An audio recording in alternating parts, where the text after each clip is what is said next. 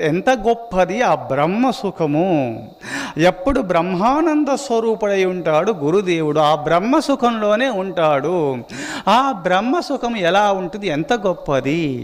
మనుష్యానందము, మనుష్య గంధర్వానందము, దేవ గంధర్వానందము, పితృదేవతానందము, ఆజాన దేవతానందము, కర్మదేవతానందము, దేవేంద్రానందము, బృహస్పత్యానందము, ప్రజాపత్యానందము, బ్రహ్మానందమని 10 ఆనందములున్నాయి ఈ సృష్టిలో. ఈ బ్రహ్మానందమును పొందుట నిమిత్తమే మానవుడు పరితపిస్తూ ఆ గురు బ్రహ్మానంద స్వరూపుడై ఉన్నారు గురుదేవులు.